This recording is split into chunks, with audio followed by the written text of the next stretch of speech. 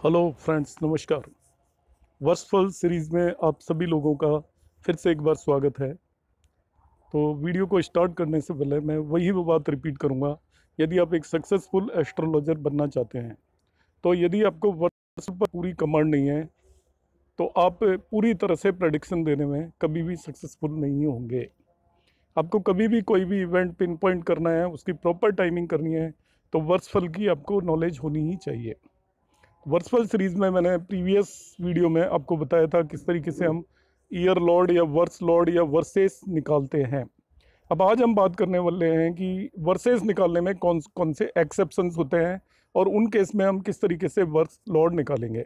तो प्रीवियस के वीडियो में मैंने आपको बताया था कि वर्स लॉर्ड निकालने में उसके 5 आपके ऑफिस बियरर्स होते हैं। उन 5 ऑफिस बियरर्स में से जो सबसे स्ट्रॉन्ग लग्न को एस्पेक्ट कर रहा हो उसे हम ईयर लॉर्ड बोलते हैं। मतलब पांचों में से जो भी एस्पेक्ट कर रहा है, strongest amongst them will be the year Lord. तो पांचों में से जो सबसे स्ट्रोंग होगा और लग्न को एस्पेक्ट कर रहा होगा उसे हम ईयर लॉर्ड बोलेंगे। अब दूसरे कुछ एक केसेस आते हैं जिन्हें मैं एक्सेप्शंस बोलूँगा कि आपका पांचों में से यदि एक से ज़्यादा प्लेनेट, जो 5 ऑफिस बियरर हैं, एक से ज़्यादा यदि लग्न को एस्पेक्ट कर रहे हैं, तो नेचुरली जो उनमें सबसे स्ट्रॉन्ग ऑफिस बियरर है वो ही आपका ईयर लॉर्ड होगा। एक से ज़्यादा भी यदि एस्पेक्ट कर रहे हैं। अब क्वेश्चन अराइज होता है, when the office bearers have equal strength, उनकी स्ट्रेंथ बराबर है और वो देख रहे हैं लग्न को, तब हम कैसे डिसाइड करेंगे। तो इस केस में देखेंगे, हमारे एग्जाम्पल में यदि आप देखते हो तो मार्स के पास 2 आपके पोर्टफोलियो हैं और सन के पास भी 2 पोर्टफोलियो हैं। ऐसे केसेस में जब एक से ज़्यादा ऑफिस बियरर्स की स्ट्रेंथ बराबर है और वो लग्न को एस्पेक्ट कर रहे हैं, तो उनमें जिसके पास ज़्यादा पोर्टफोलियो हैं वो ईयर लॉर्ड हो जाएगा। जिस भी प्लेनेट के पास ज़्यादा मोर नंबर ऑफ पोर्टफोलियो हैं वो ईयर लॉर्ड हो जाएगा। ये कंडीशन तब है जब एक से ज़्यादा प्लैनेट्स की स्ट्रेंथ इक्वल है और वो सभी लग्न को एस्पेक्ट कर रहे हैं। तो उनमें जिसके पास ज़्यादा आपके पोर्टफोलियो हैं वो आपका ईयर लॉर्ड हो जाएगा। अब next concept is very important. ऐसे आपको cases you will encounter with the cases जिसमें कोई भी ऑफिस बियरर लग्न को नहीं देख रहा होगा।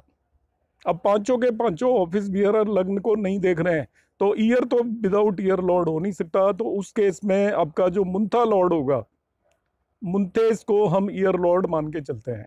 यदि पांचों ही ऑफिस बियरर्स जो इसके लिए एलिजिबल हैं, वो ईयर लॉर्ड होने के लिए यदि कोई भी लग्न को एस्पेक्ट नहीं कर रहा है, देन मुंथा lord will be the year Lord.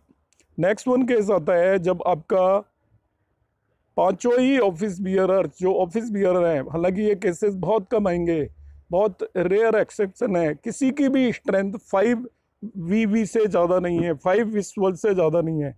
पंचवर्गीय बल निकाला, पांचों ही ऑफिस बियरर आपका पंचवर्गीय बल या स्ट्रेंथ में 5 से लेस है, तो उस केस में भी Muntha lord will be the year lord. Next case आता है व्हेन ऑल 5 ऑफिस बियरर्स, जो कि होना पॉसिबल ही नहीं है, फिर भी हम एक केस लेके चल रहे हैं कि सभी पांचों ऑफिस बियर्स की स्ट्रेंथ इक्वल है, सब इक्वल, सभी एस्पेक्ट कर रहे हैं लग्न को और सभी के पास इक्वल नंबर ऑफ पोर्टफोलियो हैं। पांचों की स्ट्रेंथ भी इक्वल है, पांचों ही लग्न को एस्पेक्ट कर रहे हैं और सभी पांचों office bearers, all 5 office bearers की स्ट्रेंथ और नंबर ऑफ पोर्टफोलियो भी सेम है, वो हर तरीके से सेम है। तो उस केस में भी मुंथा लॉर्ड को ही हम ईयर लॉर्ड मानकर चलेंगे। तो ये एक्सेप्शनल केसेस है। अब मैं नेक्स्ट एक्सेप्शनल केस की बात करने वाला हूँ। मून यदि आपका ऑफिस ईयर लॉर्ड के लिए क्वालिफाई कर रहा है कि वो स्ट्रोंगेस्ट भी है और लग्न को एस्पेक्ट कर रहा है, तभी भी मून को ईयर लॉर्ड हम नहीं मानते। Reason behind that, year Lord के ऊपर बहुत बड़ी रेस्पॉन्सिबिलिटी होती है। पूरे के पूरे साल को, पूरे चार्ट को आगे लेके जाने की रेस्पॉन्सिबिलिटी होती है। मून आपका सॉफ्ट प्लैनेट माना जाता है, तो मून इस तरीके की रेस्पॉन्सिबिलिटी को लेने में कैपेबल नहीं है। इसलिए यदि मून सभी कंडीशंस को सेटिस्फाई कर रहा हो, तभी भी हम मून को ईयर लॉर्ड कंसिडर नहीं करते। मून पांचों ऑफिस बियरर्स में से सबसे स्ट्रोंग है और लग्न को एस्पेक्ट कर रहा है, स्टिल इसे हम ऑफिस बियरर कंसिडर नहीं करेंगे। अब फिर वही क्वेश्चन अराइज होता है कि यदि मून क्वालिफाई कर रहा है, वो ऑफिस बियरर नहीं है, तो क्या करेंगे हम। तो आप जो मून के बाद next strongest planet out of 5 office bearers लगने को एस्पेक्ट कर रहा हो, वो आपका ईयर लॉर्ड हो जाएगा। तो मून क्वालिफाई कर रहा है तो मून को हटाकर नेक्स्ट स्ट्रोंगेस्ट प्लैनेट जो लग्न को एस्पेक्ट कर रहा है वो आपका that would be the year Lord. अब क्वेश्चन अराइज करता है कि मून के अलावा और कोई प्लैनेट यदि एस्पेक्ट ही नहीं कर रहा, only moon is eligible for year Lord, बाकी पांचों में से कोई भी एस्पेक्ट नहीं कर रहा है, in that case what to do. कि moon is the strongest of 5 office bearer, वही लग्न को देख रहा है और कोई ऑफिस बियरर लग्न को देख ही नहीं रहा है, इन दैट केस हम क्या करेंगे। तो यहाँ पे 3 चीजें आपको ध्यान रखनी है। फर्स्ट वन, आखिरी मून के साथ कौन सा प्लैनेट इस साल योग फॉर्म कर रहा है, इस साल बताऊंगा। तो मून के साथ कौन सा प्लैनेट इस साल योग बना रहा है, जो प्लैनेट इस साल योग बना रहा है वो आपका ईयर लॉर्ड हो जाएगा। दूसरी कंडीशन हो सकती है कि एक से ज़्यादा प्लैनेट भी मून के साथ इस साल योग बना सकते हैं। यदि एक से ज़्यादा प्लैनेट मून के साथ इस साल योग फॉर्म कर रहे हैं तो इन दैट केस उनमें जो स्ट्रोंगर प्लैनेट है वो ईयर लॉर्ड होगा। तीसरा केस है, यदि कोई भी मून के साथ इस साल योग नहीं बना रहा तो मून साइन का लॉर्ड ईयर लॉर्ड हो जाएगा। मून जिस भी साइन में है वो ईयर लॉर्ड होगा। मैं इस चीज़ को फिर से रिपीट कर रहा हूँ कि मून यदि स्ट्रोंगेस्ट ऑफ 5 ऑफिस बियरर है, लग्न को देख रहा है, तभी भी वो ईयर लॉर्ड नहीं बन सकता। तब कौन ईयर लॉर्ड बनेगा, जो मून के बाद सेकंड नंबर पर स्ट्रोंगेस्ट प्लैनेट या जिस भी नंबर पर है और वो लग्न को देख रहा है आउट ऑफ 5 ऑफिस बियरर्स, वो ईयर लॉर्ड होगा। अब मून के अलावा यदि 5 ऑफिस बियरर्स में से कोई भी लग्न को एस्पेक्ट नहीं कर रहा है, तब क्या करेंगे। तब हम देखेंगे कि मून के साथ जो भी प्लैनेट इस साल योग बना रहा होगा वो ईयर लॉर्ड होगा। यदि एक से ज़्यादा प्लैनेट इस साल योग बना रहे हैं तो उनमें stronger one will be the year Lord. यदि कोई भी इस साल योग नहीं बना रहा है, तीसरी कंडीशन, तो मून साइन लॉर्ड जिसे हम चंद्रेश बोलते हैं, जो भी आपका डिस्पोजिटर ऑफ मून है, मून जिस भी साइन में उसका लॉर्ड जो होगा, मालिक जो होगा, स्वामी जो होगा, वो आपका ईयर लॉर्ड हो जाएगा। अब हम वो केसेस बताएंगे जिसमें मून ईयर लॉर्ड बनने के लिए एलिजिबल हो जाएगा। जो एग्जाम पॉइंट ऑफ व्यू से प्रिपेयर कर रहे हैं और मेरे वीडियोस वॉच कर रहे हैं, उनके लिए एक इम्पॉर्टेंट क्वेश्चन है कि मून किन कंडीशंस में ईयर लॉर्ड बन सकता है। तो मैं वो 2 कंडीशंस आपको बताने वाला हूँ कि जिनमें moon will be the year lord. Special circumstances for moon as the versa. 2 particular special circumstances हैं जिसमें मून आपका ईयर लॉर्ड होगा। Moon may be considered as year lord. ध्यान से सुनिएगा, पहली कंडीशन है आपकी कैंसर लग्न राइजिंग ईयर साइन में, जो ईयर आपका वर्सफल चार्ट बनाया उसमें यदि लग्न में कैंसर साइन हो 4 और मून उसमें प्लेस्ड हो, और ये मून सभी प्लैनेट्स में जो भी आपके पोर्टफोलियो 5 होल्ड कर रहे हैं ईयर लॉर्ड के लिए जो एलिजिबल हैं, उनमें सबसे स्ट्रोंग हो। 3 कंडीशन है आपकी। स्ट्रोंग तो सबसे होना ही चाहिए मून को, इसके बाद मून 5 ऑफिस बियरर में मून सबसे स्ट्रोंग हो, और आपका कैंसर लग्न हो वर्सफल चार्ट की और उसके अंदर मून प्लेस्ड हो, तब हम मून को, क्योंकि एस्पेक्ट तो नेचुरली हो गया, जब मून लग्न में ही प्लेस्ड है तो लग्न को एस्पेक्ट कर ही रहा है, वो ओन साइन में है, कैंसर साइन में, और it is strongest amongst all office bearer, तो मून आपका एलिजिबल हो जाएगा ईयर लॉर्ड के लिए। एक दूसरी कंडीशन है मून का ईयर लॉर्ड होने के लिए। तो मून दूसरी कंडीशन में फिर वही है, पहली condition moon should be strongest amongst all office bearers, दूसरी इट इज फुल्ली एस्पेक्टिंग लगना। ये 2 कंडीशन तो होनी चाहिए। अब यहाँ पे 2 एडिशनल कंडीशंस हैं। एक तो वर्ष प्रवेश ड्यूरिंग नाइट होना चाहिए और मून त्रिराशिपति भी होना चाहिए। तो इस सेकंड कंडीशन में 4 रिक्वायरमेंट है। तो पहली 2 रिक्वायरमेंट तो ईयर लॉर्ड के लिए होती है कि मून को स्ट्रोंगेस्ट होना चाहिए, मून लग्न को एस्पेक्ट कर रहा हो, साथ में ही यदि वर्ष प्रवेश ड्यूरिंग नाइट हो और मून इज ऑल्सो त्रिराशिपति, in that case moon will is eligible for the वर्ष लॉर्ड।